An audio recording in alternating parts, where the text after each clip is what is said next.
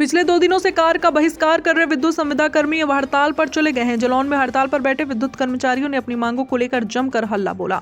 इस दौरान उन्होंने जमकर नारेबाजी की। साथ ही विद्युत कर्मचारियों ने चेतावनी भी दी कि यदि उनकी मांगें पूरी नहीं हुई तो वो अनिश्चितकालीन हड़ताल पर चले जाएंगे। बता दें कि जालौन के जिला मुख्यालय उरई में जिले भर के विद्युत संविदा कर्मी अपनी मांगों को लेकर हड़ताल पर बैठे हैं। हड़ताल पर बैठे विद्युत कर्मियों ने अपनी मांगों को लेकर जमकर नारेबाजी की। इस दौरान उन्होंने कहा कि सरकार द्वारा उनकी मांगें पूरी नहीं की जा रही है, इसलिए वो हड़ताल कर रहे हैं। कई जिलों में उनके कर्मचारियों की गिरफ्तारी की गई है, साथ ही उन्हें परेशान भी किया जा रहा है, लेकिन इससे विद्युत कर्मी पीछे नहीं हटेंगे। यदि उनकी मांगें नहीं मानी जाती तो वो अनिश्चितकालीन हड़ताल पर चले जाएंगे। टुडे इंडिया लाइव न्यूज के लिए संवाददाता अभिषेक कुमार की खास रिपोर्ट। आज से हड़ताल शुरू की है, किन मांगों को लेकर फिर ये हड़ताल जारी की गई है?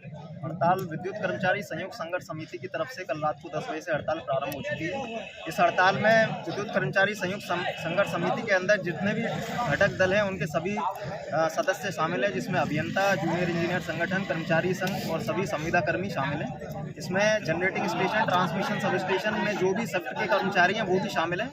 और इससे पहले 3 दिसंबर 2022 को जो ऊर्जा मंत्री के साथ हमारे संगठन का लिखित समझौता हुआ था, उसका पालन अभी तक ना किए जाने के फलस्वरूप हमारे संगठन ने ये हड़ताल प्रारंभ की है।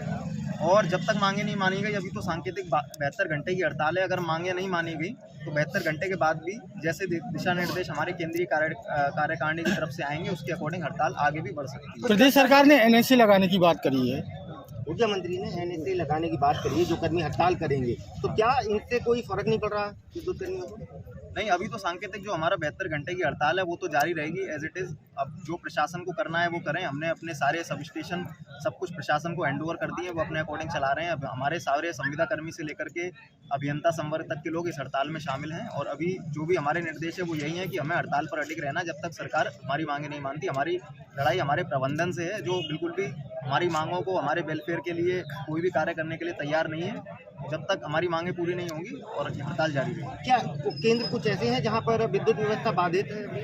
हाँ, कुछ उपकेंद्र जैसे अभी सुशील नगर उपकेंद्र में ही फॉल्ट हुआ है, विद्युत व्यवस्था बाधित हो गई है। और भी कुछ जैसे कुठौंद उपकेंद्र में विद्युत व्यवस्था बाधित है। और जगह जगह 11 kV की लाइन में भी फॉल्ट है, कहीं ट्रांसफार्मर डैमेज भी है, जालौन टाउन में भी ट्रांसफार्मर डैमेज है। तो विद्युत व्यवस्था तो ये जो नेचुरल फॉल्ट आ रहे हैं तो आएंगे, और हम कोई भी उनको एंटरटेन नहीं कर रहे हैं। प्रशासन अपने अकॉर्डिंग इनको सॉर्ट आउट कराएंगे। बहुत आइडिया समाजी लगातार आंदोलन किया जा रहा है और हड़ताल भी चालू हो गई है, तो कब तक रहेगी ये जारी?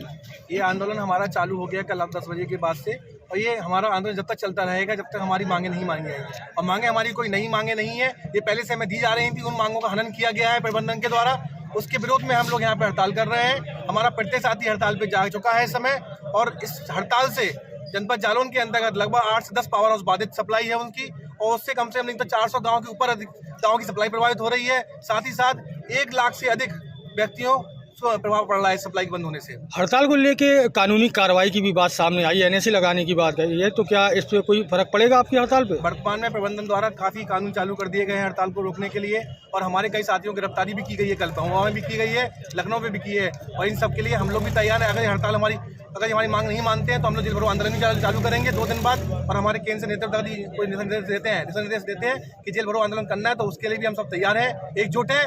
जय संगठन जिंदाबाद।